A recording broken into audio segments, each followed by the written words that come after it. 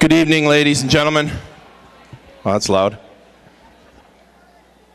want to thank you all for taking the time to come out this evening, and certainly we could all have probably found something else to do, but this is an important opportunity for us with the Wildcat Project, the members of our student SAD team, the Students Against Destructive Decisions, to come together as a community around probably one of the most dangerous times of the year for high school age students. Tonight we've what we think is a great program that will address a lot of issues, hopefully help some of our students with decision making, and give us some information related to the impact of drugs and alcohol within our own community. Our first speaker is someone who's been here before and had a huge impact on a lot of our students. Immediate impact. At the end, students walked up and asked her questions, talked with her. But more importantly, she's one of North America's leading speakers on risk-taking, peer pressure, and traffic safety. I'd like to introduce America's next top role model, Cara Filler. I can't believe you threw that in there. That's so bad. All right, guys. I'm not from Boston, although my very best friend on the entire planet lives in Beverly, so I try to spend as much time as I can out here.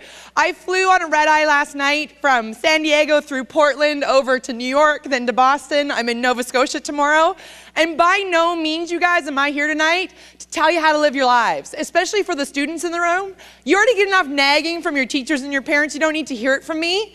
I have no right in this world to tell you how to live your life, your choice. But there's a reason, isn't there, parents, that we sometimes nag. I'm a parent now too. The reason we nag is we want them to get old like us. We want them one day to be able to tell their kids how they had to walk to school barefoot in the snow 5 miles up a hill, both ways. Because I know you tell stuff like that to your kids all the time. My parents did too. You guys, I want to today talk about some of the choices I made growing up, because there are people in my life that'll never get any older, who aren't going to grow up to have kids of their own one day because of choices that they made when they were in high school. I'm going to give you guys some choices of your own. Hop on a plane tomorrow morning and fly away in hopes that at least one of you gets something of value from this presentation tonight. By no means, you guys, is this what I thought what I was going to do when I graduated from high school. I now have the privilege to speak in more than 200 high schools a year in 4 countries. However, it is not what I thought I was going to do with my life. My big plan was I was going to leave high school, I was going to go to university, and I was going to become a marine biologist. I basically wanted to go out and save the beluga whales of the planet, because my favorite song when I was a little girl was a song called Baby Beluga by Raffi. I am not now, nor will I ever be, a marine biologist, because I'd rather spend my time doing parents' nights like this and schools' assemblies all over the world. So I'm going to start this presentation tonight the same way I always have. And for some of the juniors in the room, you may have already seen this at your school. I'm going to start it the same way because honestly, I'm not a very creative person and I can't think of anything better to do. So I'm going to ask you at this time to please quietly, keyword, quietly, close your eyes. Y'all just looked at your friends going, did she really just ask us to close our eyes? Yes, she did. I saw you peeking. Close your eyes. With your eyes closed, I'd like for you to imagine the most important person in your life. I'm not asking you to think about someone you've never fought with or told you hate. I'm asking you to think about the person that means most to you. Could be a best friend you've known since kindergarten, could be a brother, sister, boyfriend, girlfriend, could be a spouse, could be a son or daughter that means so much to you. With your eyes closed, imagine what your life would be without them. You come home from school and your mom's not there to make you dinner or give you some big lecture about not taking the garbage out. The reason she's not there, she made a choice. That choice cost her life. And you'll grow up without a mom. Imagine as a parent getting the phone call in the middle of the night and having somebody tell you your son or daughter's never coming home. With your eyes closed, while you think about the people that you care about most, just listen to this.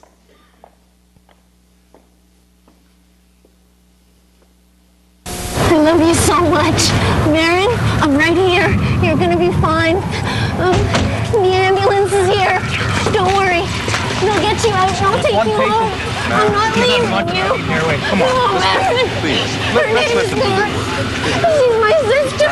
She wants to be a teacher. No, you can't go back in there. Tell her she's gonna be fine. Is she breathing? Is she okay? For those of you who aren't peeking yet, you can open your eyes. Guys, there's a reason we didn't dim the lights in the gym and show you the commercial. I just wanted you to hear what was being said. It's a traffic safety commercial from Vancouver, Canada, where I grew up.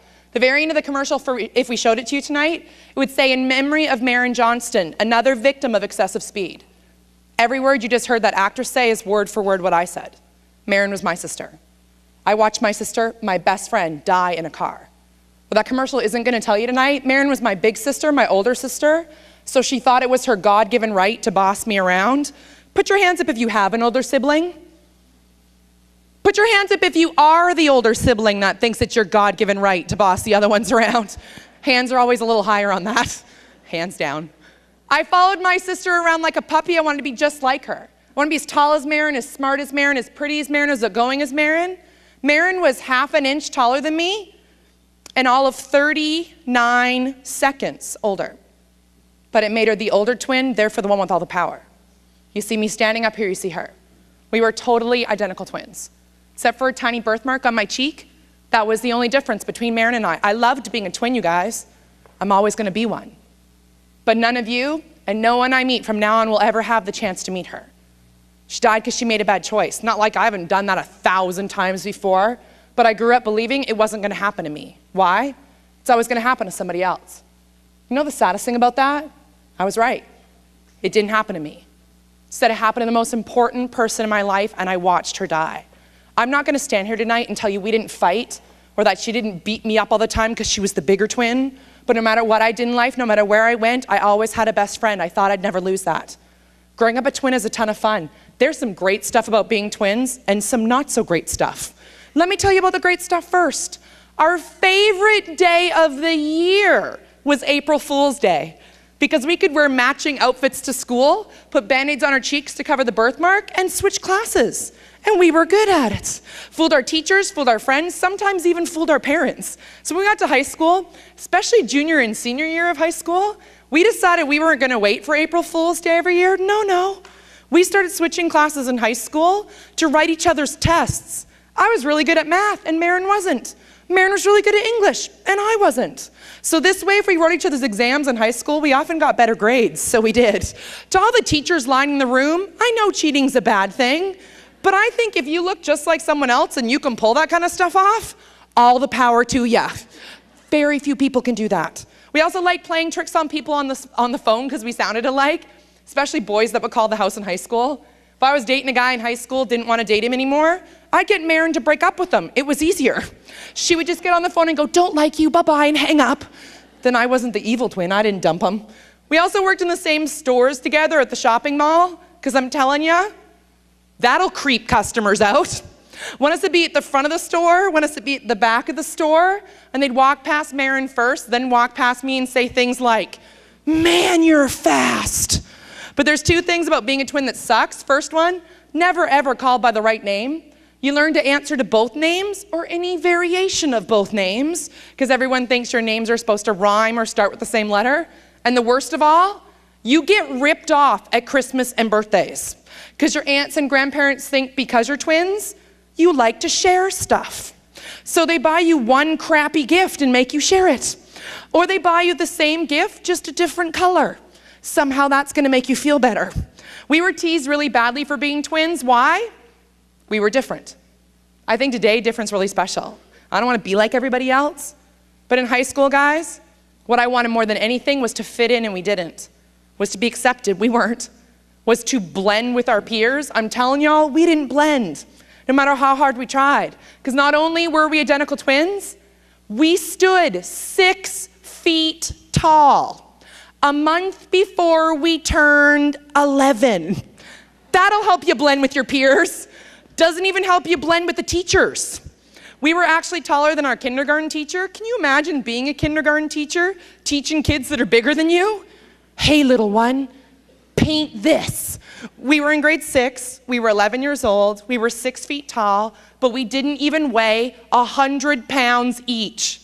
And basically all we did was fall over, because we were uncoordinated, big, tall stick girls. But what helped balance us out was at the time, our feet had also finished growing. And they proudly are the size of flippers. Now, I grew up in the late 80s, early 90s. Just take a moment to remember that, parents. And unfortunately for me, they didn't have flipper-sized shoes for girls. So Marin and I got stuck wearing men's Velcro gray runners with everything. Velcro always helps you blend with your peers. And my parents took it one step further, as parents typically do. They tried to help their little girls blend by perming our hair. Because everybody in the 80s had a perm. Now, what you probably can't tell, I have naturally curly hair as it is. It took me an hour to straighten it. I have enough hair for 4 people. But my parents thought it'd be a really good idea to cut it short first, then perm it. So they did. They shaved it up the sides of our heads, shaved it up the back, gave us this really attractive ledge thing, then permed everything that was left with the smallest roller they could find. There were 2 of us, identical twin girls in grade 6, running around looking like Ronald McDonald twins, these big afros and big Velcro shoes on. How badly do you think we were teased? But you know what? No matter what people called me, at least I knew there was someone that looked just like me going through the same thing. Oh yeah, it made it okay. I was never alone. People ask me all the time, you were so tall, you must have played basketball. Of course we did. That doesn't mean we were any good at it. For the first 3 years of our basketball career, we actually wore volleyball knee pads in basketball games because we spent more time on the gymnasium floor than we did standing up. But I think it's kind of impressive to tell you, I could dunk a basketball in grade 6 because in grade 6, you play in an 8-foot net. And the funny thing about dunking on an 8-foot net for Marin and I was the fact that we didn't have to jump to do it.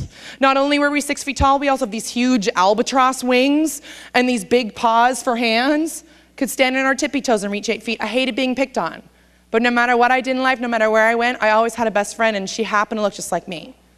Now, it probably looks to you like I'm not so concerned anymore about what people think of me, and I still am. I was telling Carrie how nervous I still get. But in high school, I worried so much to the students in the room. I know what it's like.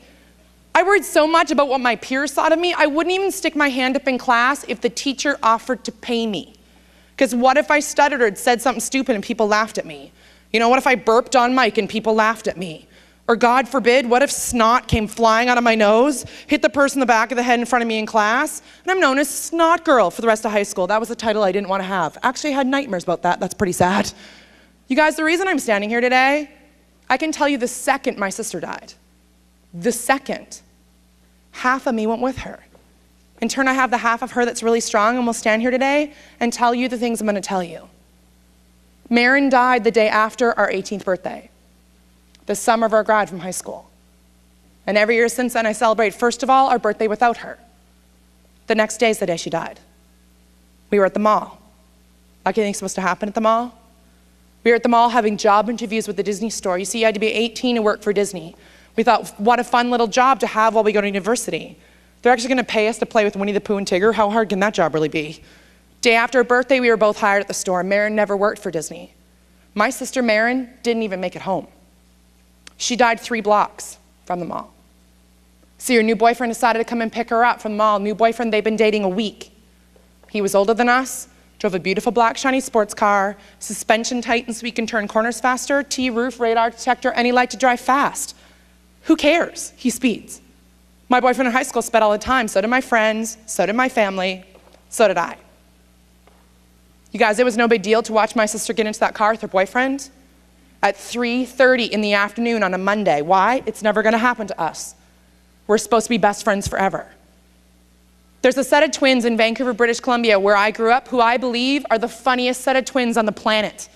They are 2 little old lady identical twins, now in their 80s. They're this big. They walk around Vancouver wearing matching outfits and jackets, holding hands. Okay, they have obviously never been married, probably have more than 100 cats at home, but are best friends. Marin and I honestly believe we're gonna be just like that. Except, of course, a lot taller. That was the plan. You guys, I can tell you about all the things that we'll never do together. It doesn't matter. There's nothing I can say to you. Or any school been at since Marin died is gonna change that. Marin and her boyfriend sped by me a block from the mall, and I thought it was a joke. I called him a loser out the window in a couple choice words I won't repeat, and told him I would just meet them at home. You guys, I never met them at home.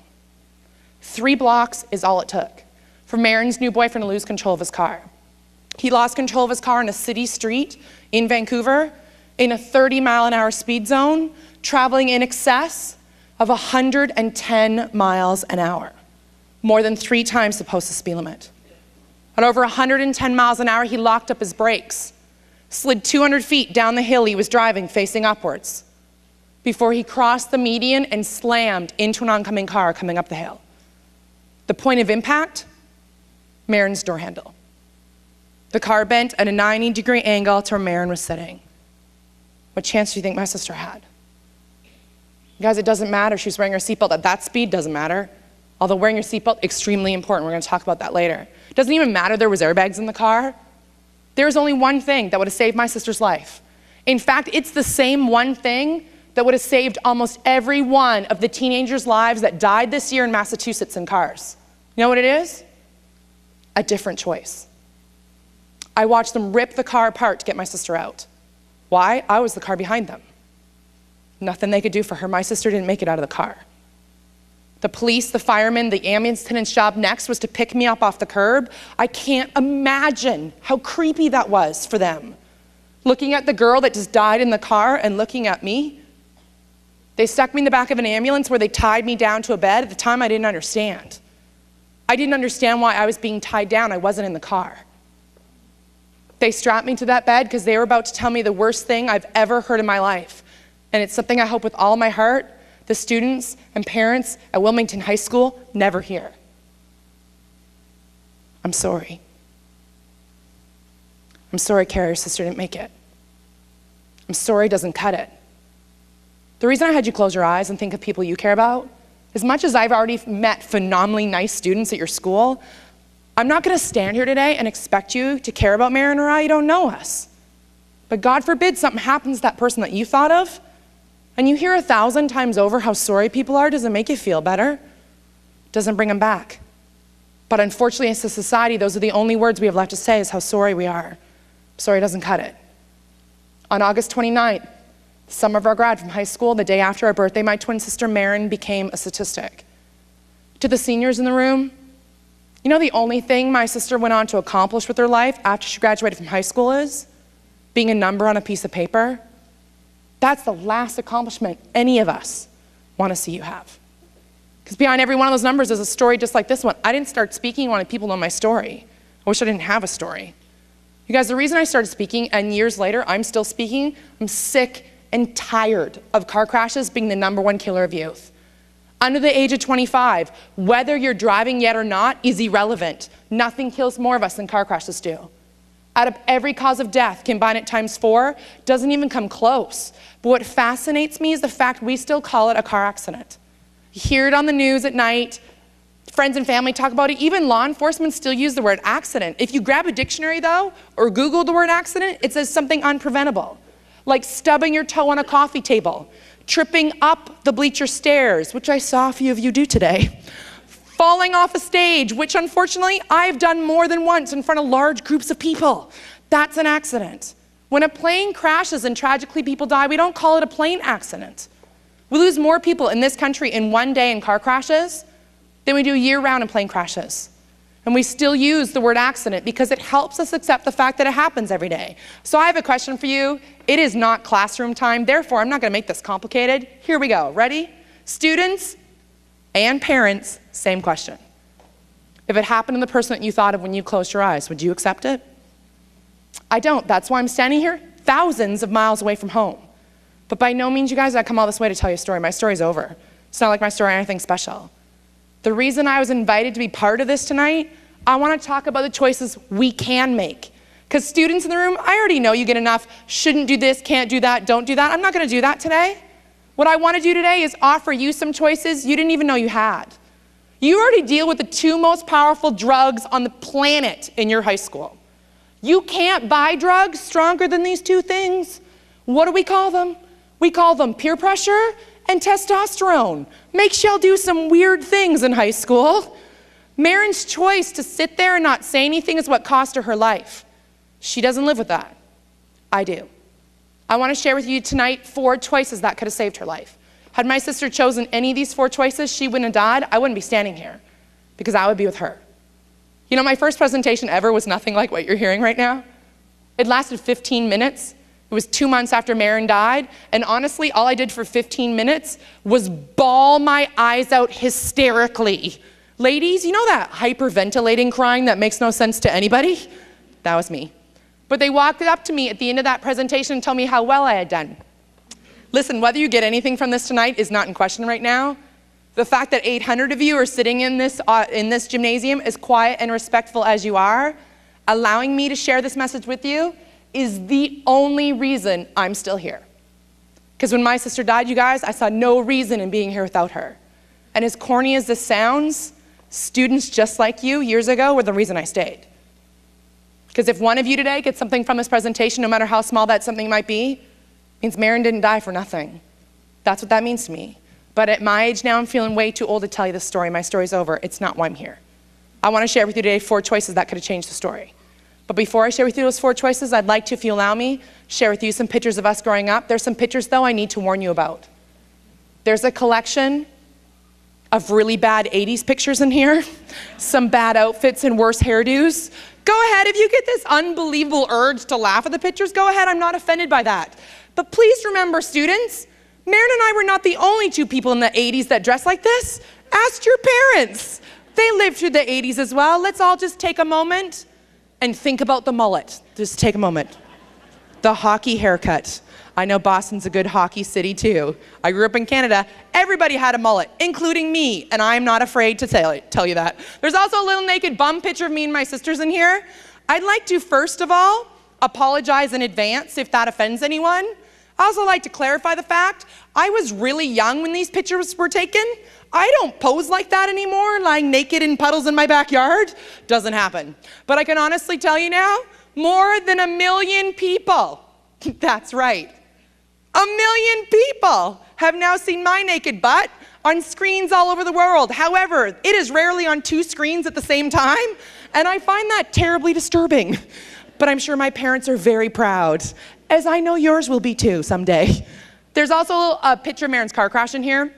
I want to talk briefly after the pictures about the other victims involved, because there were other victims involved. Ultimately, you guys, the only reason I flew across the country, I want to share with you 4 choices. Hop on a car, drive back to the hotel, have a little nap, go to the airport, and fly home.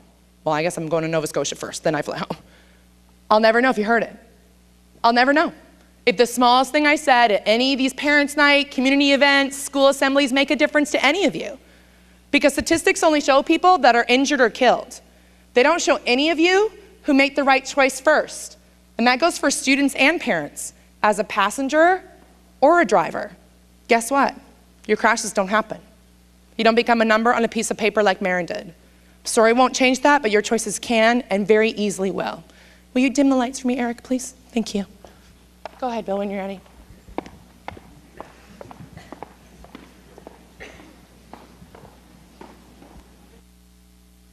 Oh, I'm missing you. Although I'll find a way to get through. I'll find a way. Living without you. 'Cause you were my sister, my strength, and my pride. Only God may know why.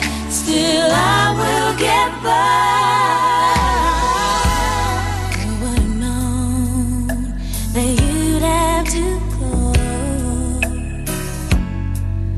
So suddenly, so fast.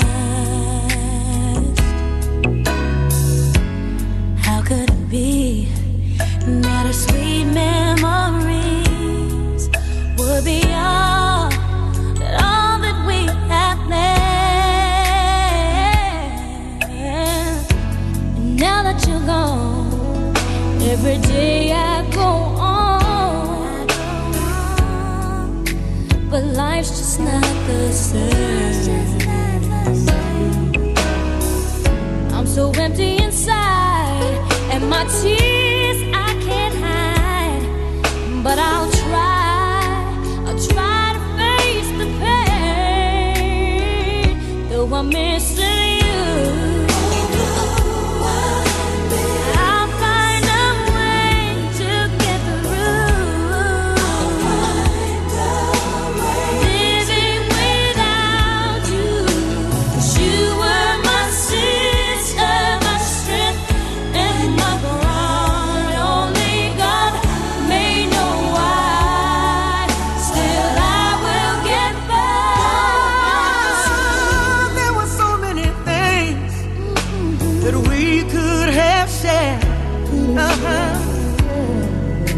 if time was on our side. Ooh, yeah. Now that you're gone, I can still feel you near. So I'll smile with every tear I cry. Though I'm missing you, I'll find a way to go through. Living without you, 'cause you are my sister, my strength and my pride. Only God may know why. Still I will get back. Guys, that's all that was left of his car. He hit a Chrysler Fifth Avenue, which is twice the size of his little sports car. There were 2 elderly ladies in the other vehicle. They spent the next 5 months of their lives in the hospital. The driver of the bigger car now has 13 pins holding her left leg together, her leg shattered on impact. Maren never made it out of the car, but her boyfriend did. I watched him crawl out the back hatch of his Nissan 300ZX without any help. He lost a tooth and broke his elbow. There's one word that describes why he walked away and Maren didn't. It's the same word used to describe why I'm standing here. Haven't often made the same choices Maren did. In fact, it's probably why some of the parents in the room are sitting here. Luck. So many people bet their lives on luck thinking bad stuff will never happen. I hope they're right. Maren was wrong. Maren's boyfriend was given a $150 speeding ticket at the scene of the crash for going more than 3 times the posted speed limit. A year and a half after Maren died, he was finally charged with dangerous driving causing death. It would have been a very different charge in the United States. Let me preface that. He was sentenced to a year in jail and 5 years without his license. He spent 15 days in jail. My sister's life was worth 15 days and $150. Each and every one of your lives are worth more than that. I was told by the court system how lucky I was. Most of them never spent any time in jail. Lucky. You know, Maren got off easy, guys. I don't typically talk about this too much. Maren died. Maren didn't see this destroy our family. My parents were married 22 years when Maren died and they split up. They couldn't stand being in the same room with each other. Do you know that 80% of families that lose a child don't make it through? They either end up in separation or divorce. My parents were another statistic. And don't get me wrong, I love my parents. But I checked my mom into the hospital the second Christmas without Maren. My mom wanted to kill herself. She wanted to be with Maren. I have one sibling left, a younger sister. Her name is Bonnie. Bonnie's 18 months younger than me. We passed as triplets growing up. Can you even imagine? 3 of us. Bonnie was going into junior year and Maren died. Bonnie dropped out of high school. She was 16, never went back to finish school. When I still lived in Canada, Bonnie and I used to live 15 minutes apart and we didn't even talk. She wanted nothing to do with me. Why? I think it's because I'm a big, overprotective bag. I wear that badge proudly. My husband calls me Safety Spaz. I think he means it in a nice way. I'm gonna get a little button that says Safety Spaz. Maybe I can get that as a personalized license plate. That'd be great. Bonnie doesn't make the best choices even now. If I ever have to stand up and deliver the eulogy of the only sibling I have left, I finally realized something, guys. I can't make choices for anybody but me. I'm not here tonight to make choices for you. I'm not even here tonight to guarantee your safety. I wish I could. I can't even guarantee my own. There's only 2 things that stop car crashes from happening every day. 2 things. Each driver's common sense and a white or yellow line, depending on what country you come from, this big. When people decide to speed or drink and drive, smoke whatever it is they've decided to smoke and drive anyway, text message while they're driving, we throw common sense out the window. And the only thing we bet our lives on, white or yellow line this big. When you go home tonight, from this community parent night assembly presentation, do me a little favor. Somebody peek out the window and look at the line. Sometimes that's the only thing we bet our lives on. That white or yellow line and these 4 choices. Option number 1 is so easy. The students at every school I've ever been at forget they have it. It's about not putting ourselves at risk like that in the first place. Now I know life without risk would be really boring. Students, I'm not talking about hiding in your house under your blankets for the rest of your life because it's too risky to go outside. You need to take risks, that's how you learn. But there are risks in life you don't need to take, like getting into cars people drive like that. I know you need to get to the party, school, work, the sporting event. Be creative. Find another way there. Now I get it. Wilmington's not the largest community in Massachusetts, but you have tons of options. I've been to schools that don't have nearly as many options as you do. I spoke at a school seriously in the Northwest Territories of Canada. Their entire school, kindergarten through grade 12. 28 people. That included the 2 teachers. Do you know how big their graduating class was that year? Seniors, you'll appreciate this. Their entire senior class, 1 guy. Can you imagine the rockin' grad party he had by himself? I think that's really funny and pathetic all at the same time. For some reason, I think it's because I'm a girl, I think it's funnier if there's only 2 people in grade 12, a guy and a girl. And you get all decked out to go to prom. And you're at the dance and you're so excited. And you go, hey, you wanna dance? And she says no. What are they gonna do for the next 5 hours? They don't have a lot of choices available to them, you have tons. Find another way there. There's always another way there. Walk, ride your bike, call your folks, take a bus, crawl there. I don't care. Just don't put yourself in a car someone drives like that. Option number 2.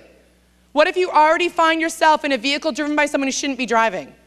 Really simple. Get out of the car. Sorry, get out of the car. Try to do my Boston accent for you.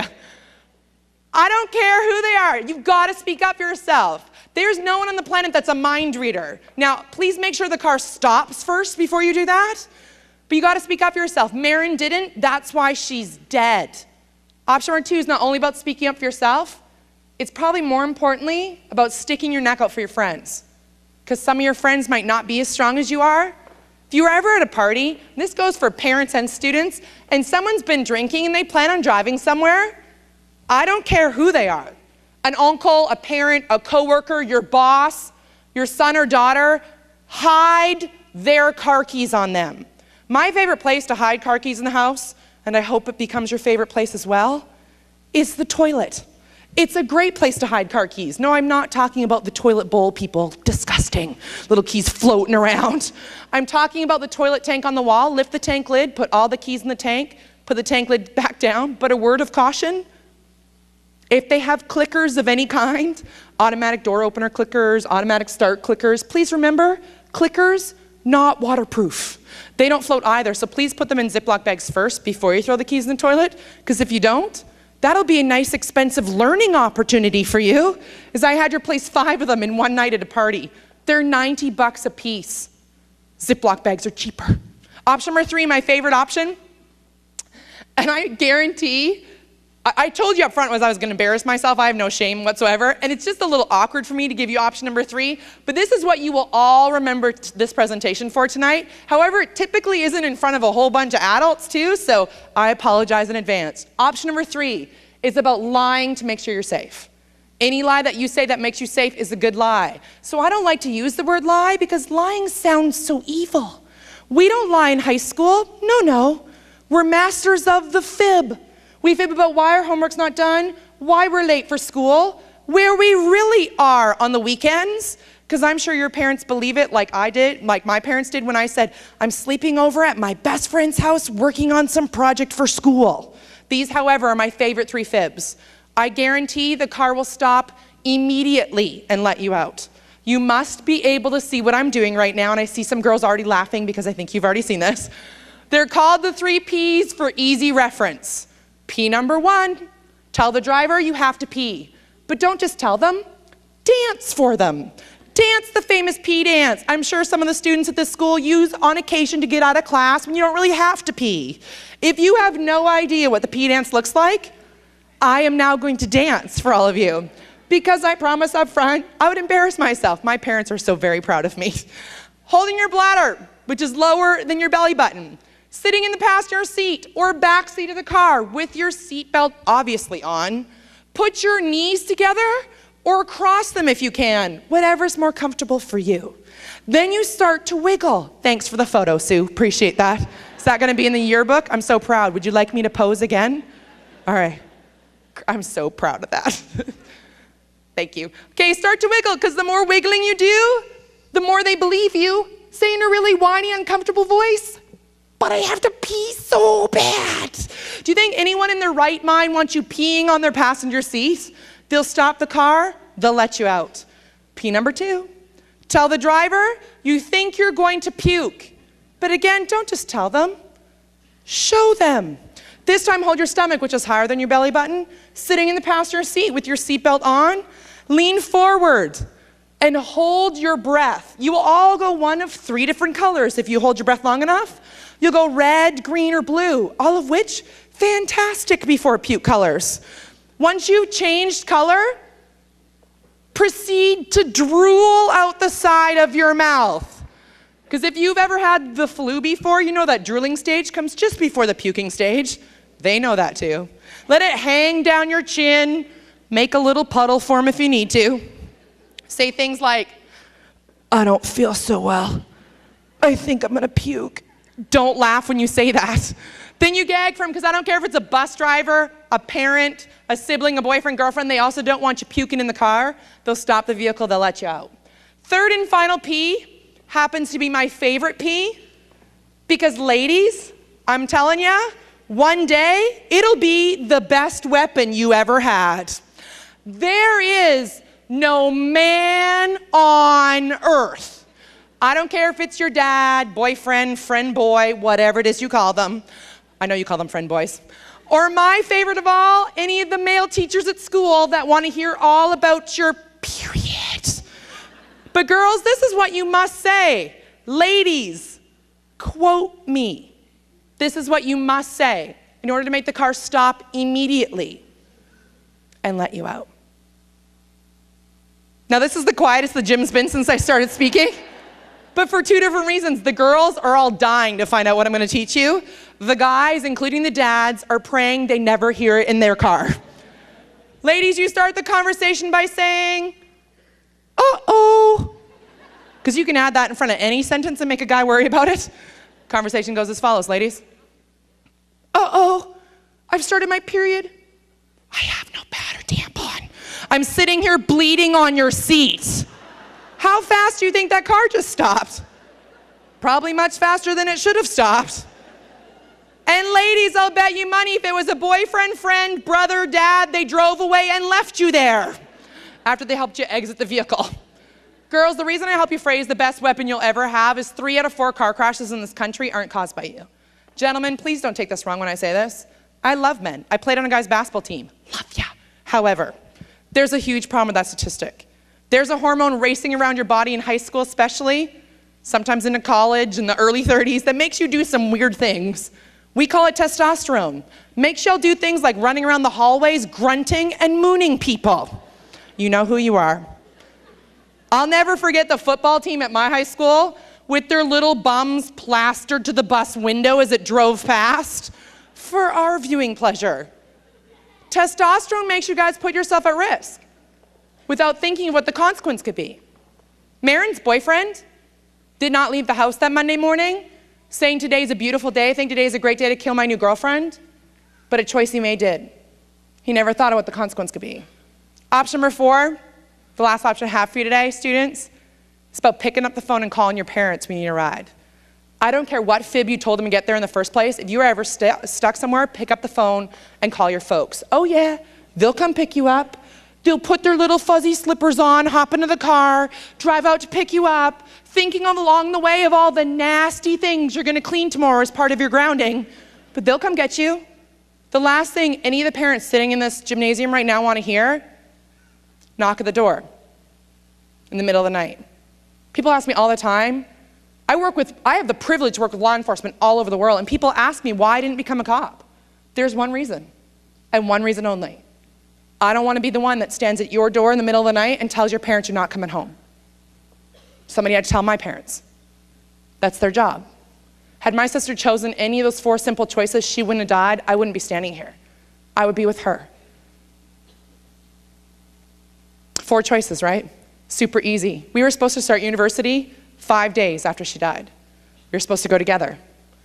My whole life it had been, we do this, we do that, we are twins. I didn't even know how to say the word I didn't go to college without her. It was too hard for me. Let's be honest, getting out of bed was hard for me.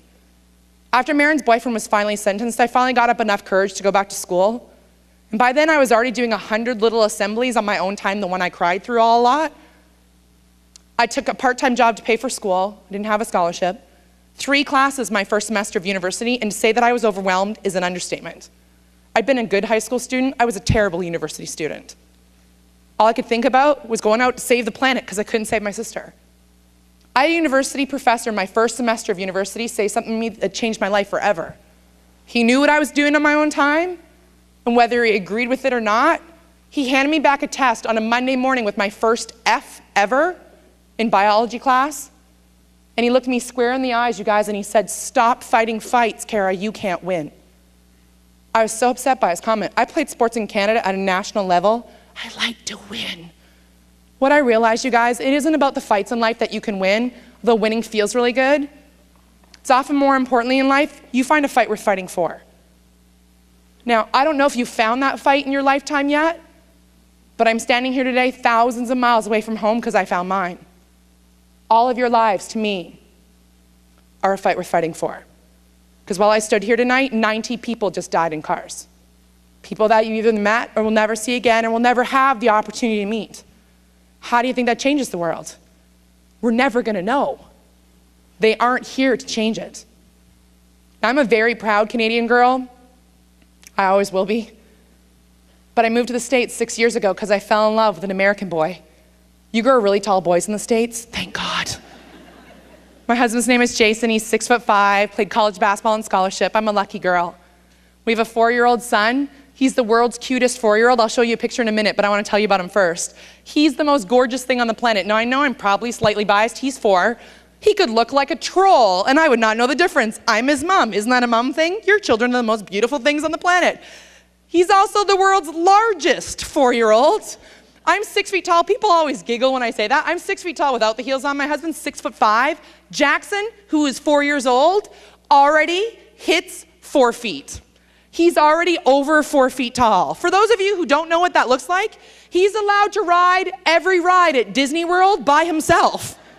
He's 4. The challenge with that is he still runs like a 4-year-old. I'm gonna bring all the moms down memory lane right now when I do this. This is a 4-year-old run. Their limbs go in 4 different directions, like this. And he flaps his arms, and my husband's convinced he's gonna always run like that. I'm like, he'll grow out of it. He loves animals. His favorite is a dolphin. And he runs around like this, making dolphin noises. "Mama, I'm a dolphin. Ee, ee." And people are confused, because he looks 9 running around making dolphin noises. I get a lot of this all the time. He's so special. Yes, he is. He's also not in school yet, because he's 4. I made him a shirt for his first birthday that said, "My mommy and daddy are big too." Because people are like, he just looks like a harbor seal. He doesn't walk, he doesn't talk, he just kind of lies around.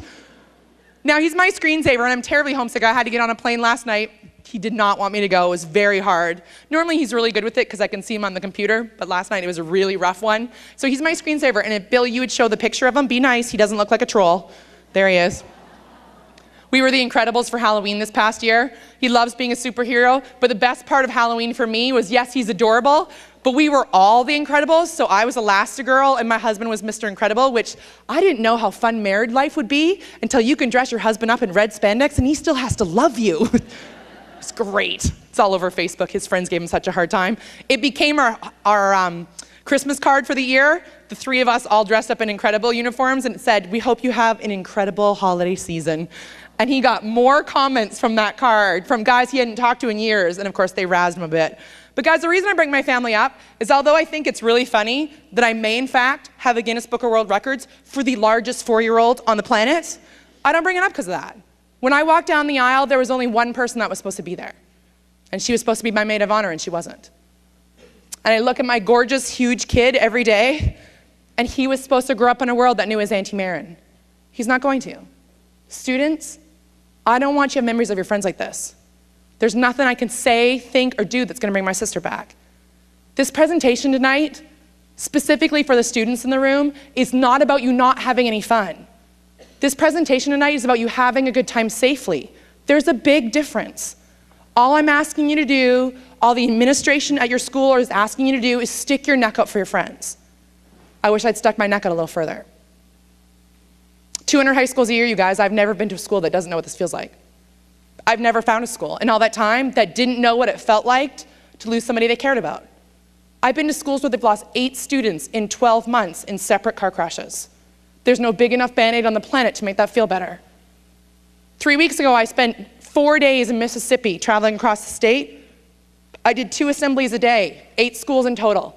2 of those schools had lost students within a week of the assembly. And the best part of those assemblies were the administration didn't cancel. I was all prepared for them to cancel, because so many schools, when something happened tragically at the school, they cancel. Those students at the school got to hear this assembly, or some variation of this presentation tonight, because the administration thought it was important enough to make sure they still got the message. So a week to the day that they buried one of their friends, a 16-year-old girl who was ejected from the vehicle a mile from the school, I stood in front of 700 students. And they cried and they laughed. But the reason that girl wasn't sitting there is because she made a bad choice. She didn't buckle up. She wouldn't have died if she was wearing a seatbelt. I spent, 3.5 weeks in West Virginia this past year, 40 schools in total. And you guys, there's a school that breaks my heart every time I talk about it. Buchanan Upshur High School. And I use West Virginia as an example. I know there's tons of schools here in Massachusetts that have already been through this. In fact, I've spoken to a lot of them. Algonquin High School, Melrose High School, Medford High School. They've all lost students in the last several years in tragic, horrific crashes. West Virginia and Buchanan Upshur High School buried 4 girls in a car 3 weeks before prom. They were not buckled up. There were 5 girls in the car. Speed and alcohol were both factors in the crash. And 1,100 students, 6 months after that crash happened, sat in an auditorium and listened to me talk. And it should have been proudly sponsored by Kleenex. Everybody bawled. I had a senior boy walk up to me at the end of that assembly, and he waited for everybody else to leave the gym. He says, "Hi, my name is Josh." "Hey, Josh, I'm Kara. Nice to meet you." Josh was wearing a Letterman jacket, I'm guessing for football. He was a big dude. And he stood in front of me, the senior in high school, and burst into tears. I don't know about you ladies, I see a guy cry, I lose it. And all I wanted to do, you guys, is make it better. See, Josh had been the boyfriend of Anna, one of the girls that died in the car. They'd been dating since freshman year of high school. She should have been a senior with him that year. She wasn't. Josh told me about his girlfriend and the other 3 girls that died in the car. And he stood there and shook. And he was fidgeting with a bracelet on his wrist, one of those rubber bracelets, the colors of their school, white and blue. And it said, "In loving memory, the date of the crash, and the names of all 4 girls that died." Josh got that bracelet at the funeral of Anna. He'd been wearing it 24 hours a day since she died. And he took that bracelet off his wrist and he handed it to me. He wanted me to have the bracelet because something I said that day made him hurt a little less. You guys, I wore that bracelet every minute of my life since until it broke 2 weeks ago, and I feel a little lost without it on my hand. Because I wanted to know something I've said in all these years makes a difference to somebody. My goal tonight was to get one person in this room to make a different choice this weekend, at prom. It's about sticking your neck up for each other. It's really very simple. Josh has a lot of guilt because Josh had been at the same party the girls had been at. So had 30 of their friends. Josh knew they shouldn't have driven home, but everybody at that party thought, it's never going to happen to us. They were right. Anna was wrong. Josh has to live with that. Anna doesn't. It tore that community apart. That school was not much bigger than your school. I don't want your school to know what this feels like. I've become way too close to your administration to ever get that email, ever get that phone call. This presentation tonight, and the reason your school felt so strongly to make it mandatory, is because this talk is more important than the sex talk and drug talk will ever be. We don't want to take the fun out of the equation. All we want you to do is think about the choices that you make before you make them. I'm going to talk a little bit after a few other presentations about social host liability and some local community things. I just want to thank you, first of all, for being here tonight and giving me the opportunity to be part and feel so supported and so welcome in your community. Please just take care of each other, you guys. It's so very easy. I wish we didn't make so many things in life so complicated. I'm going to turn it back over to Eric. He's going to introduce the next speaker. We'll wrap it up. I'll come back and wrap it up, give some raffle tickets away and some prizes. Thank you for your time, you guys. I really appreciate it.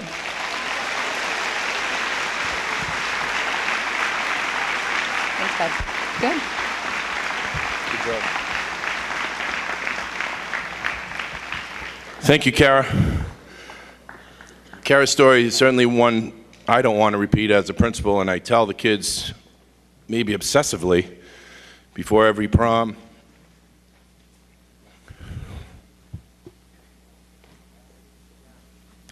that there's 976 children in the school, and they're all like my own. Don't ever want to lose one.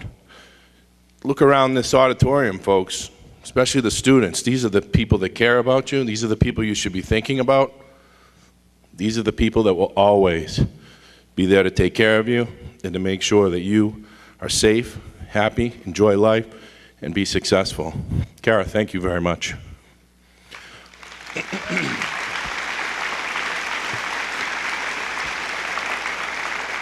We're going to shift gears a little bit and try and get into a little bit of the legal background and the aspects so people are aware of some of the results and things that can happen. Our next speaker is a representative of the Middlesex District Attorney's Office, Carrie Aylman. She is presenting issues on surrounding social host liability, underage drinking, and drug abuse. Carrie Aylman.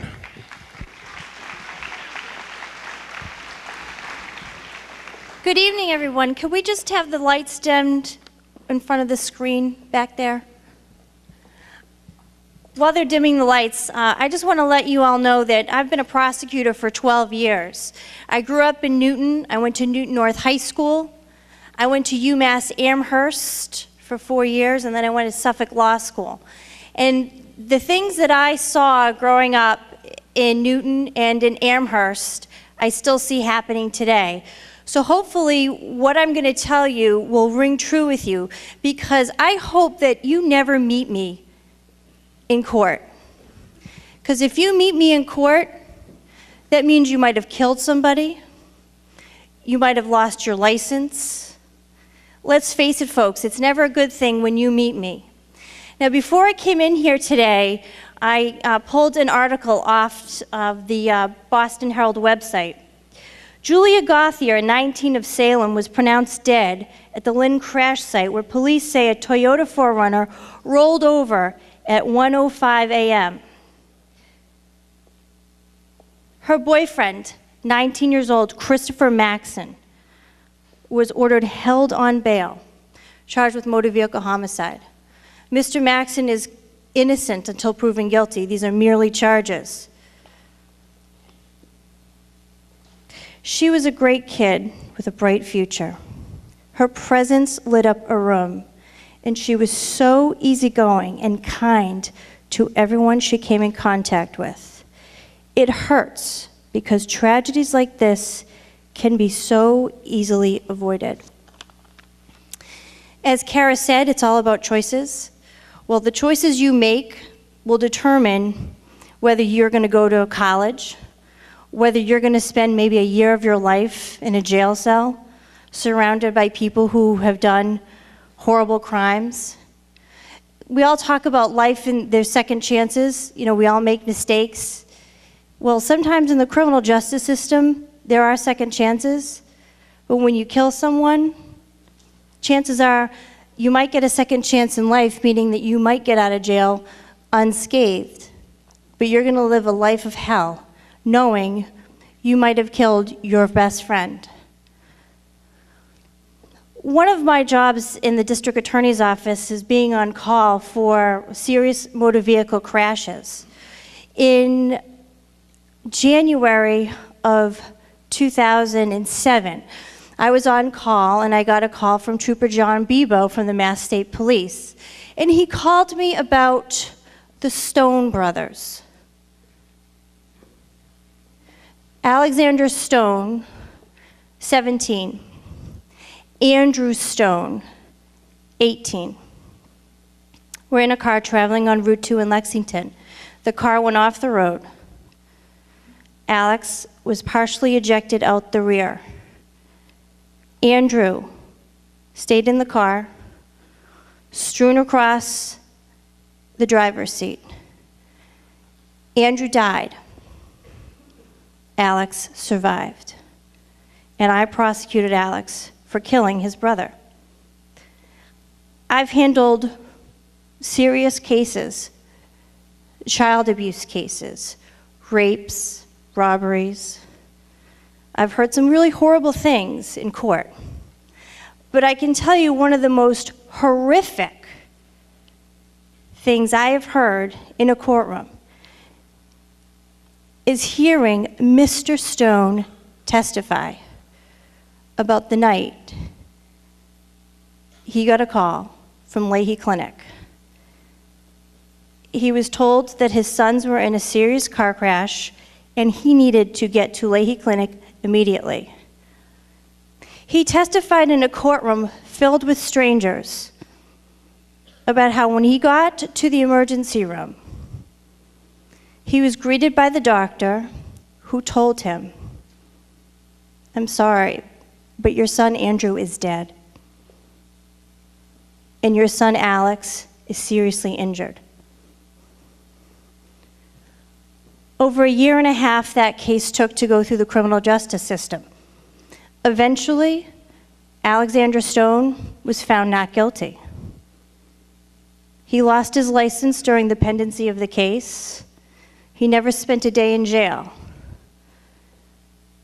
But just think of what the life Alex is leading now and what the Stone family leads, knowing that both of their sons, intoxicated, double the alcohol limit, were in a car, and one of them is gone forever. Next slide, Bill. Now let's face it, when people are under 21 and they're drinking, they're not drinking to enjoy the alcohol. I love wine. I enjoy wine. I love how it coats the glass. I highly doubt anybody who is under 21 is watching how the wine coats the glass as they're drinking it. I'm assuming and I believe that they're probably chugging beer or drinking as much as they can before the police catch them in the woods or by the time they need to come home. Next slide, Bill.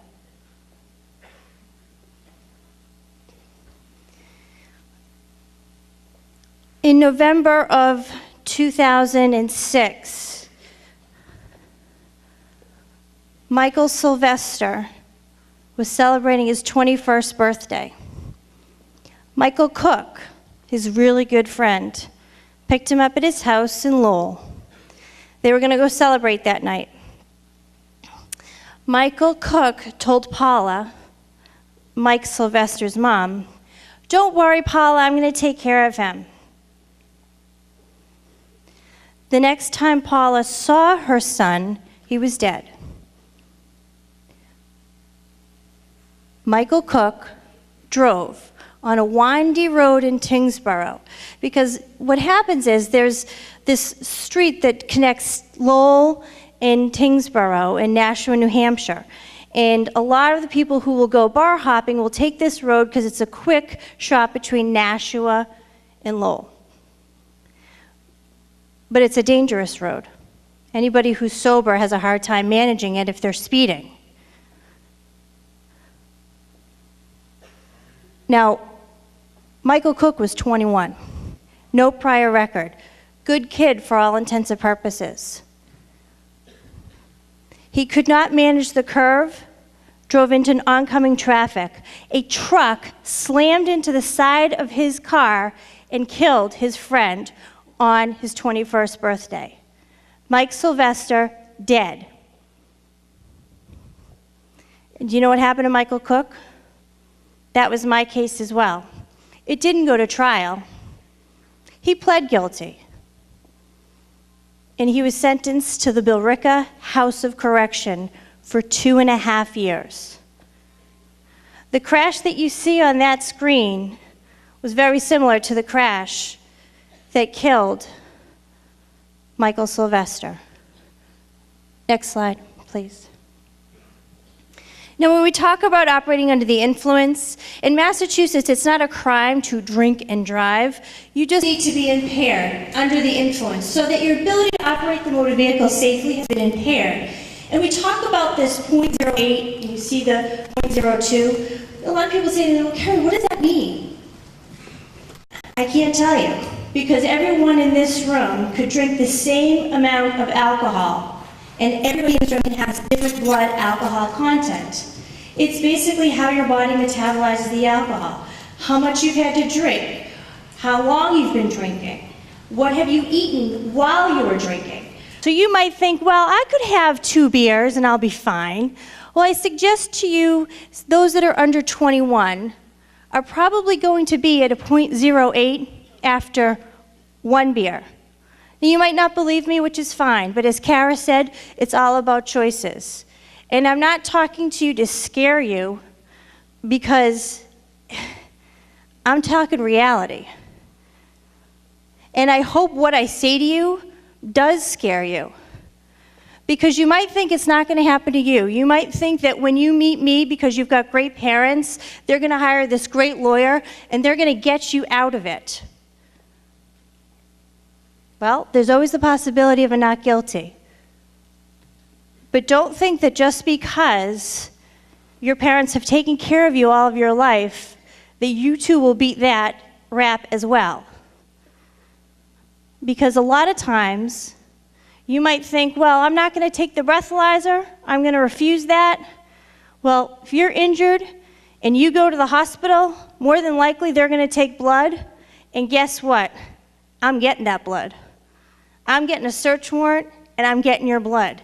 So don't think that just because you're going to escape the breathalyzer that you're going to beat that charge.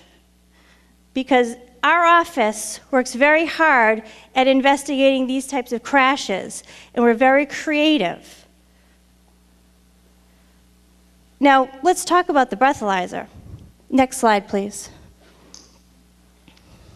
Now, believe it or not, when you all got your license, and I didn't know this until I started doing these talks, you've automatically consented to taking a breath test. So what does that mean? Well, you can refuse the breath test. And believe it or not, if you go to trial on an operating under the influence, that refusal is not going to come into court. It cannot come back at you. But as you can see on the screen, well, what is that refusal going to do? Well, for those of you, everyone in this room, these students, you're under 21, look at that, 3 years. Your license is gone because you refused the breathalyzer. You could be found not guilty of that charge. More than likely, you're not getting your license back. Now, you could say to yourself, well, I've heard of this kid or that kid beating this charge, and he got his license back. It's a lie. I can't tell you how many times that I hear that, and I investigate that myself because I know that person should not have their license back. And guess what? 9 out of 10 times, it's a lie. So if you're under 21 and you refuse the breath test, more than likely, forget about driving for 3 years. Now, as you saw on the screen up there, refusal of the test will impound your car for 12 hours. In 2005, Melanie Powell was killed by somebody who was under the influence. Her grandfather was Ron Bersani. And he was so outraged that the person who killed his granddaughter had a license. So he worked with the state and local legislators and changed the law. It became Melanie's Law. And one of the things that Melanie's Law did was create this impoundment of a vehicle. So for those parents out there that only have one car, you're not getting that car back until the 12 hours are up. Doesn't matter that you need that car, that that's the only car that you have. You're not getting it back. The police cannot give it to you. Next slide, please. All right, so now let's say you take the breath test and you get a .08. That's a failure. You will see that your license will still be suspended. Next slide, please.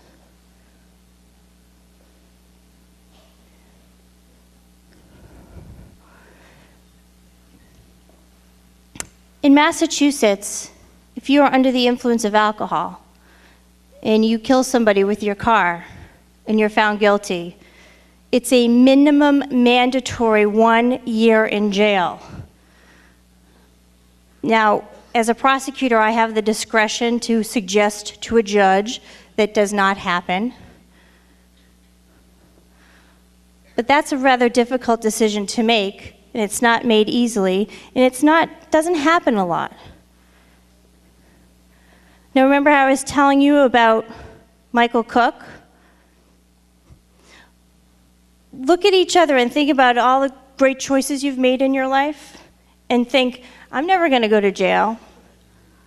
Well, do you think Michael Cook thought he was going to go to jail for 2.5 years?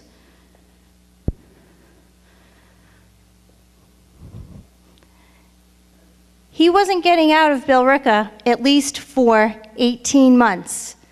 He wasn't parole eligible until 18 months.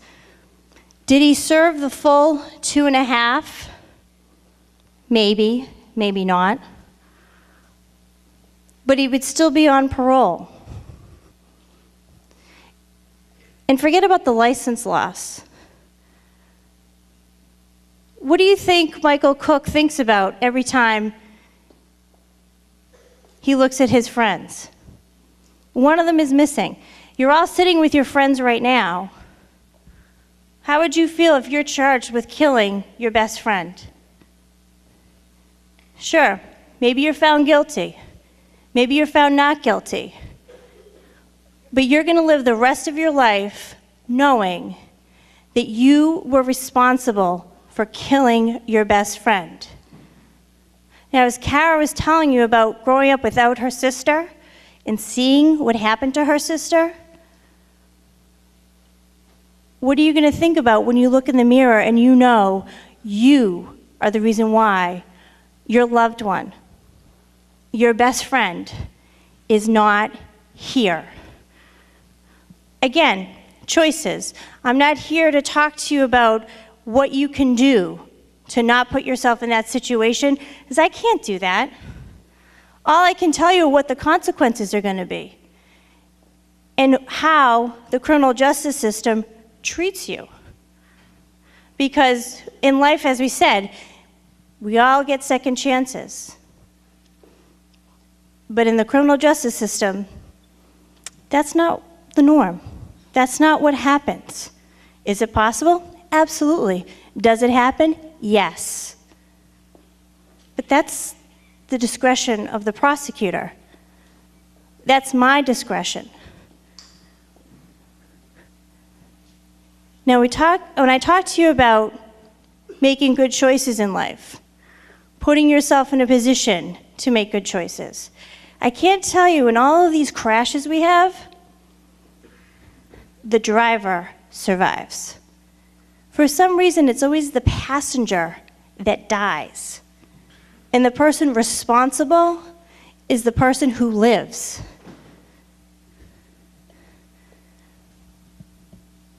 Now, I don't know if you remember Taylor Meyer. She wasn't in a car. She was in Norfolk, in an abandoned airstrip, partying, drinking alcohol. She and her friends didn't drive away from that abandoned airstrip. No, instead, Taylor drowned in a puddle of water. She was intoxicated. And her mother, after that, distributed wristbands, kind of like the wristband that Kara was telling you about, to all of her friends to remember Taylor, to remember what happened. How could Taylor walk away and nobody be there for her? Well, guess what? Some of those same kids were at a party a couple of weeks after Taylor died in a puddle of water. And what were they doing? They were drinking. And her mom went to court when they were all brought into court and took those wristbands back because she wanted to honor her daughter. And she felt as though that they were not honoring her by continuing to make destructive decisions. Next slide, please. Now, you purchase alcohol, this is a charge. But look at the license loss. You're not going to go to jail for purchasing alcohol as a minor, meaning under 21. You're not going to go to jail if you buy someone alcohol that's under 21. But you're going to lose your license. Now, to some people, that's a jail term in and of itself. Next slide, please.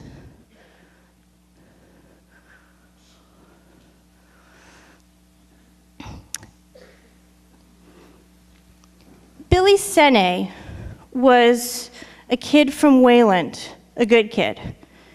A kid, for all intents and purposes, was going to make something of himself. He drove to the Cape one summer night, was drinking with his friends in the Cape. Now, Billy had to work the next day, so unlike everybody else, Billy left the party and drove home. He was driving back to Wayland. At the same time he was on the highway, Trooper Ellen Engelhardt was sitting in her cruiser. Billy slammed his car into Trooper Engelhardt's cruiser. He was charged with operating under the influence, causing serious bodily injury, because Trooper Engelhardt did not die, but she is confined to a wheelchair for the rest of her life. She will never walk again. She will never feed herself, nor can she talk. And Billy went to jail for that as well. But when I talk about this furnishing alcohol to minors, I'm now going to really kind of hit you in the pocketbook with the parents. Because sometimes when I talk about your children going to jail, that kind of doesn't register. Because let's face it, you can never think of your children going to jail. It's not something that's going to happen to you. But next time you drink coffee, look at the coffee cup. And what does it say in the coffee cup? Now think about how ridiculous this is. On the coffee cup that you've just gotten, I drink Dunkin' Donuts, so we'll use Dunkin' Donuts. It says, "Be careful, very hot beverage." Shocking. You're drinking coffee, and you actually need a coffee cup to tell you what you're drinking is hot and to be careful? Well, why do you think that is? Well, I'll tell you why that is. Because some person, in their infinite wisdom, chose to get coffee during the takeout, the drive-through rather, and put the coffee cup between their legs. Now, what do you think happened after that? They stopped short, and the coffee splashed all over them, and they got burned. Shocking. Well, guess what? That person sued the establishment that they got the hot coffee from. Why did that happen? Well, you never warned me that this coffee was that hot. I didn't know that could happen. Sounds ridiculous, right? Yeah, it is ridiculous. But the reason why I point that out is because if you host a party at your house and you furnish alcohol to minors, not only do you have the opportunity as parents to visit the Billerica House of Correction or Framingham and serve up to a year in jail, but you also have that horrible, horrible thing called the civil lawsuit. Now, as you see on the screen, believe it or not, legally you can give your kids alcohol. Grandparents can give their grandchildren alcohol. But there's no exception if one parent says to you, "Oh, that's okay, give my daughter Carrie alcohol. I'm fine with that." That's not an exception. But if you host a party at your house, maybe you have a keg, I don't know how much that costs, maybe $200. You buy the cups, you buy the chips, maybe you're gonna get some cold cuts because you want the kids to be able to eat so the alcohol doesn't get to them that much. You're gonna take their keys away so you think they're gonna be safe. But what happens when someone at that party hurts themselves or leaves the party and either kills themselves driving or kills someone else? Maybe now that $200 party that you had as parents turns into an $80 million lawsuit. Now you might think, well, that's ridiculous because nobody's going to sue me for that amount of money. I don't have that money. Well, did you think it was ridiculous that now we have to have coffee cups that say, "Be careful, hot beverage"? Yeah. Well, that's what's going to happen. If you have a party at your house and you're serving alcohol to minors, not only do you expose yourself criminally, but you expose yourself civilly. Now you might think, well, what does the furnish, supply, provide, give? Well, let me tell you, see this piece of paper in my hand? You saw me read from this paper, right? You see me, I'm holding this paper. I am possessing this paper, right? And I could put this piece of paper down in front of these folks right here, and I could say, okay, don't take this paper, but I'm going to put it right here. If I see one of you take the paper, and I don't do anything to stop you, I've just allowed you to take that paper. The same thing with alcohol. You might say, all right, don't take the alcohol. It's in the cabinet. And if you as parents see the alcohol being taken, you're guilty of furnishing alcohol to a minor. Now, you might have kids that come into your house that bring the alcohol with them. And you might think, well, hey, I didn't give it to them, but you saw it come into your house. You're guilty of allowing kids to drink alcohol.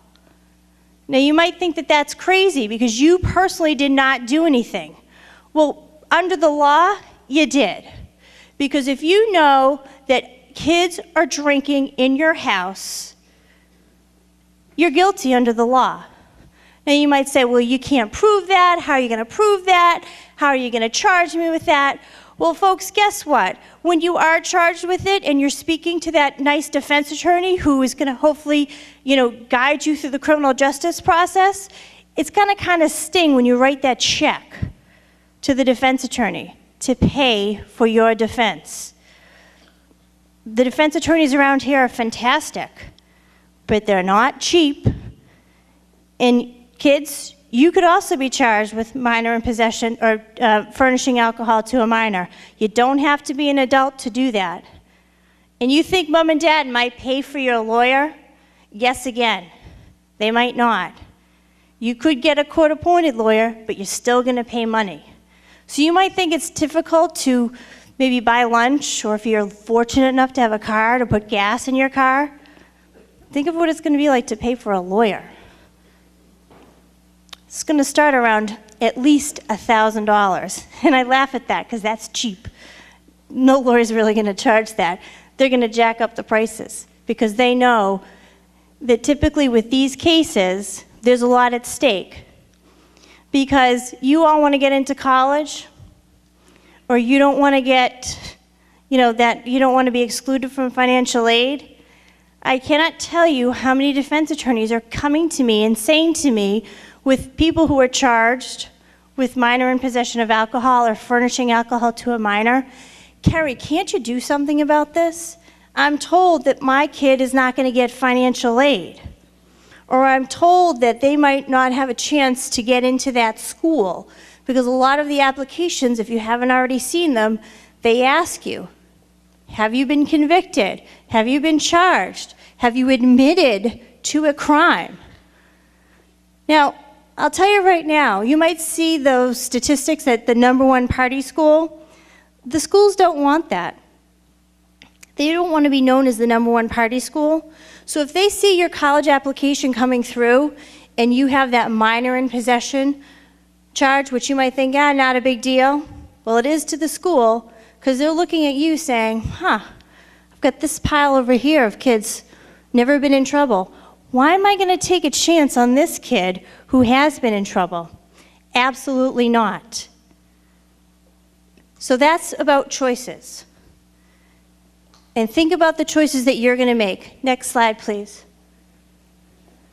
Because as I talked to you about being charged with a crime, when I was in college, I was a rape crisis counselor, and now as I prosecute sexual assaults, a majority of the people who are victims of sexual assaults are under the influence of alcohol.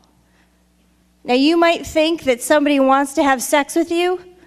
If they're under the influence of alcohol, go ahead, laugh about it. You're going to be charged with rape. Because you might think she wanted it, she's drunk. Under the law, that's rape. Now, I hope that what I've told you today with my real-life cases my real life experiences in the criminal justice system can ring true to you, because you can all make decisions in life. You can all make choices. And it's a very tough decision to make, and it's not made easy. But hopefully when you hear what I've had to tell you, and you know what you could face, hopefully you'll make the right decision. Thank you. Thank you.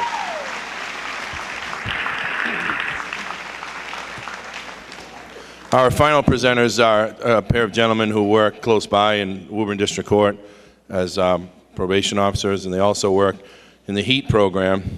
I'll let them describe that to you.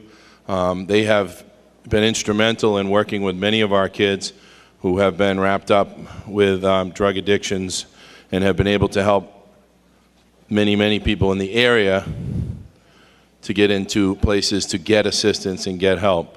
So I'd like to, at this time, introduce, she's coming down the hall, Mr. Vinnie Pirro and Mike Higgins from the Woburn District Court. Got to say thank you for coming here today. I know it was mandatory. Appreciate you coming, spending your time, having to listen to us. These aren't easy things to do, but we're glad you're here. My name's Mike Higgins. I'm a probation officer down the Woburn District Court. I've been so employed for 30 years. I've seen, I think, 7 or 8 police chiefs in Wilmington over these times. I want to thank, first of all, right here too, Eric and Deb for their efforts to put this on.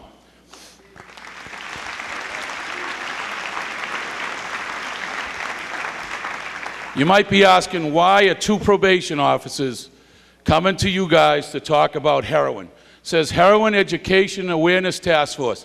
That's HEAT. The reason why we're here is we have problems with heroin in all our areas. We represent, the towns of our jurisdiction are Wilmington, Woburn, Burlington, Stoneham, Reading, and North Reading. In each and every one of those towns, we have a problem with opiates. How the problem started, that was the dilemma. About 4 to 5 years ago, we started seeing an increase of 17 to 20-year-old girls coming in with opiate-related arrests. We were asking ourselves, what is going on? So we solicited the 7 police chiefs and asked them to give us a representative, which we got, a detective, from each of the departments. What we came to find out was in a lot of these cases that we started with the girls. What was happening also is we didn't know what to do with these girls. At that time, there were 6 beds in the Commonwealth of Massachusetts to send females for treatment, court-ordered. There were 300 beds for males. So as we were facing this dilemma, we felt we had a 2-edged sword to present. One would be education, the other would be treatment. So we went out and educated ourselves.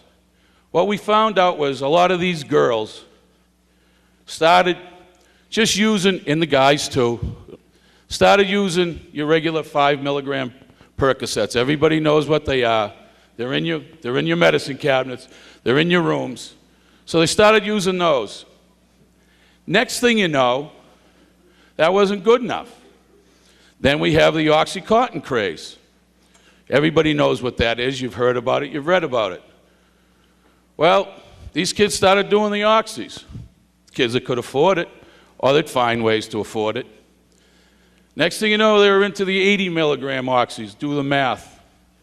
16, 17 of the little white perks. Now they're doing 16 of them at a time. They're crushing them. They're snorting them, and they're getting that high. That still wasn't enough. Plus, money became an issue. So these addicts that started with the opiates had to figure out a way to continue that high. And they did. It was called heroin. Not booting it, not shooting it, but snorting it. And after about 30 days of snorting heroin, you don't get high anymore. So what happens next? You find the needle. And once you find the needle, it's over. That owns you.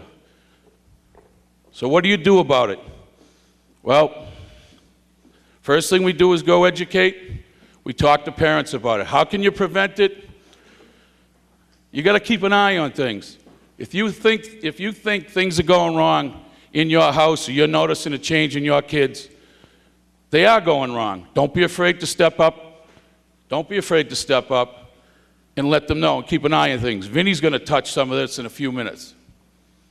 So, next thing, what we have now is why this area? Why the suburbs? All those towns that I just mentioned are all suburban towns. But think about it. Mostly all of them, I'll use Woburn, that's where I'm from. It's 20 minutes from Lawrence, it's 20 minutes from Lowell, it's 20 minutes from Lynn, and it's 20 minutes from Boston. Everything's accessible. So these kids would find out the heroin drive, instead of spending $80, $70 for the oxys, they'd drive to one of those towns, buy a bag of heroin for $15 and get the same high as they spent $80 on.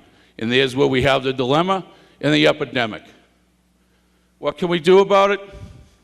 We try to educate, like we said. Heroin education, the HEAT program, we'll talk to anybody that will listen as far as that's concerned. And if you don't think there's a heroin problem in these areas, you're crazy. The DEA considers the Merrimack Valley the third biggest influence of heroin use and sales in the country. Think about that. Is Wilmington in the Merrimack Valley? Yes, it is. The first is Philadelphia, if you really want to know.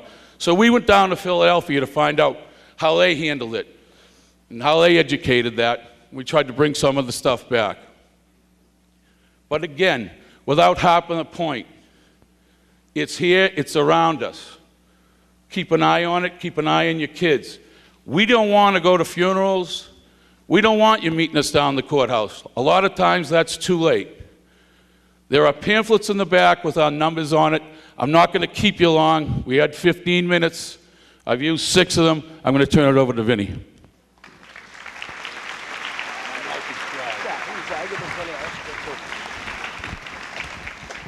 Hi, everybody. I'm Vincent Piero. I'm the Chief Probation Officer of Woburn District Court. First of all, this is the biggest audience that Mike and I have ever spoken to, and it's more than impressive.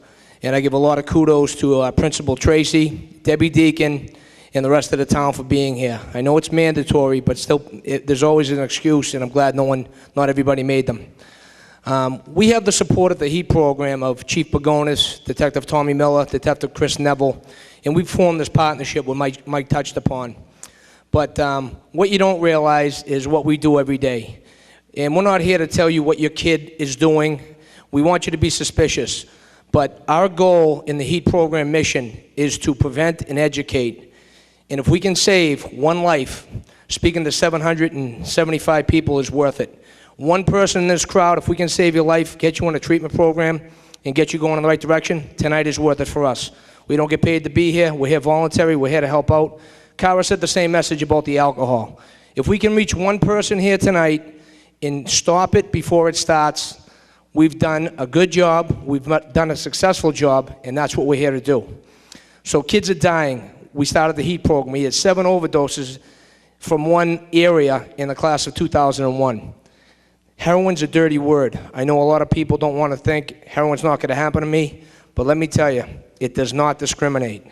It does not discriminate. Racially, economically, whatever it might be, you are in the middle of a heroin dilemma. As Mike said, the 3rd largest influx in the country. It's come from California, it's come West Coast. A lot of drugs have come and gone. Some of the parents in the audience have been through some other stuff, experimented in their youth. Today is different. It's more dangerous and it's deadly, okay? This is a drug where you might have an all-star athlete, high school, and this is where we started our program. It was a detective's son in one of the jurisdictions. I will not mention the name. He was an all-star athlete, 2-sport athlete, scholarships to college. In his senior year, he snaps his leg playing football, misses the rest of his college season. Scholarship's worthless because he can't play football ever again. Not only does he become physically addicted to painkillers, mentally he is so depressed that he lost out on what life had to offer him. He became hopeless. He used heroin because the doctor shut off his supply to OxyContin. Couldn't afford to buy it on the streets. You can buy $80 for an 80 milligram. That's the street rate. $1 a milligram is what it costs. So at this point, the kid's depressed. He can't hang around with the same kids because I'm sure there's a lot of athletes in the audience. But when you're not playing on the team, the whole dynamics of the relationship changes. You don't feel like part of the group, and you don't participate in the same level. It's very depressing, and this is what happened. Detox is available. What happens in the detox is the Band-Aid approach. A lot of parents say, thank God. When you get to a point where your kids are addicted, you get them into a detox unit. It's 3 to 5 days. It's not a cure. It's a resource. It's a tool. But if you don't follow that detox up with residential or stabilization or long-term treatment outpatient, it's a tough battle to beat. The addiction rates are off the boards, and we see it every day. Once a lot of parents miss out on the signs. Now, we only have 15 minutes, and I'll take that 15 minutes and probably a few minutes more. But I can't get into everything that we do. There are pamphlets out there, and I'll probably say it again. Take a pamphlet, even if you don't think you need it. But I'm sure if I took a show of hands, everybody in this audience knows somebody or will know somebody that's addicted to opiates, OxyContin, or heroin. The path of addiction Mike got into, we have treatment options. I'd like to thank, I believe he's in the audience, Jimmy Maselli was one of our cornerstones in the program.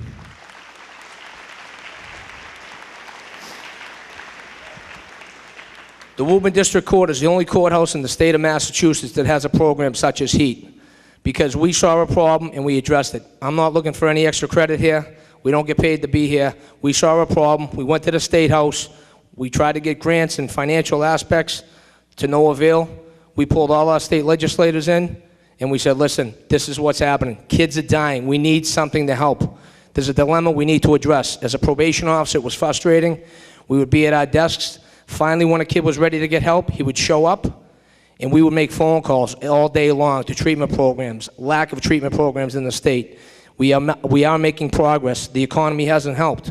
But there's nothing more frustrating as a probation officer to have someone in front of your face that wants help, and we can't get it for them. There's nothing we could do. We'd say, come back tomorrow, here's some numbers, call, good luck. Touch base with us tomorrow. It's not a good feeling. We became probation officers to help people. Obviously, as Kerry mentioned, we don't always help. Sometimes jail's the only alternative. And sometimes it's the safest place to be. And I tell people that all the time. You know, it's no fun putting someone in jail. I mean, probation officers might have a bad rap. But in the long run, we're there to provide structure and compliance with court orders. If people don't do their job, we have to do ours. They go to jail. They get sober. The Middlesex House of Correction in Billerica has a lot of great programs. Sheriff DePaula has a classification unit. There are different ways to get clean. What we do at HEAT is we offer a resource. If you or anybody you know, doesn't have to be on probation, just get in touch with us. You have our numbers on the pamphlet. Once you get in touch with the HEAT program, it's confidential. You can get someone a detox. We can get a stabilization unit. That's what HEAT does. It's a stabilization unit following detox, because what we saw in our research was after the detox, which is the Band-Aid approach, I say, the kid gets clean, 7 days, the parents are happy, my kid's getting clean, he's doing the right thing. It's the most dangerous part of the addiction is when they get released from detox, because medically they're cleansing their bodies. They're in a hospital, they go through the withdrawal symptoms, which is pretty damn ugly, okay? They get clean, and then they get released, and they feel like Superman. I'm going to do this on my own. I don't need a residential. I'm going to go back and do some AA meetings or NA meetings, all right? It's not going to work. You need to get into some type of structured treatment. When your body is clean, you get out, the Superman syndrome, they go back to the same amount of heroin that they were using before they went into detox. Their tolerance levels are down, and the purity levels are up to 96%. Okay, even higher sometimes. A lot of drug dealers get this heroin, steal it, rob, whatever they do. Most heroin is cut. If they get a big batch of heroin, they want to dump it really quick. What do they do to dump it? They don't have time to cut it. They don't have the resources to cut it. They put it out in the street as pure heroin. You might have had someone using a purity level of 60%, you know, cut with garbage. They go to a pure heroin, they're dead. It attacks the respiratory system, they are dead. most people don't come back. You hear these stories of some heroin addicts that come back from overdoses. They use the next day. It doesn't affect them because they're sick. They're addicted, their brain's sick, they're physically sick, they need it, it's a drug. They never intended on being drug addicts. They followed this path of addiction, from the painkillers to the heroin. A lot of good kids that we've seen die. Mike and I have been to too many funerals for good kids, from good families, good students, good athletes. It doesn't matter. It's a sick disease, and everybody can be affected by it. So I'm going to end it on a note that we'll be around for questions and stuff like this later. But you have such a big forum, we're not going to open it up to discussion now. Our information is on the pamphlets. If in fact, one last thing, there is it's a Section 35 at the Woburn District Court, or any court within the Commonwealth. If you know of someone that you believe is in danger, a sibling, has to be a blood relation. A Section 35 is a civil commitment. You can bring them down to the courthouse. A doctor's assigned, they get an attorney. It can be for alcohol as well. And they're committed to the Bridgewater State Hospital. It's called MASAC, Massachusetts Alcohol Substance Abuse Center. And they can get 30 days mandatory treatment. Now it's been cut down to 21 days because of the economy. But there is options available. And we're not just talking heroin and heat program, but we have a whole network of services. So if anybody thinks anybody needs help, and it doesn't have to just be heroin, any questions at all, what parents should look for, signs of abuse, there's a million of them. I mean, I can, like I said, this is a presentation really cut short. So I thank you for your time, and if anybody has any questions, please contact us.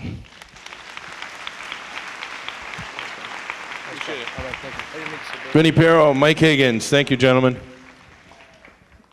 I'd like to bring out Kara Filler to wrap this up. Been patient audience tonight, I really appreciate it. Thank you, Kara Filler. So why did we do what we did tonight? The first mandatory parents' night I ever attended was Melrose High School here in Massachusetts. It was the first time I'd ever done it. They'd been doing it 4 years in a row. It was mandatory for their parents to attend with their students, just like tonight for you. And I was shocked at the response that their school got. But the reason why they did what they did here at Wilmington High School is they wanted to give you some more information. They wanted your students to know what their options were. This was not about giving you all the don't do this, don't do that. This was more about being informative, educational, hopefully a little entertaining at times. This is a really important conversation. And to the parents in the room, it's not always about being their friend. I know so many of you have amazing relationships with your students, with your kids, but there comes a time, and especially when it comes to this conversation, that being their friend may not be as helpful as you think it is.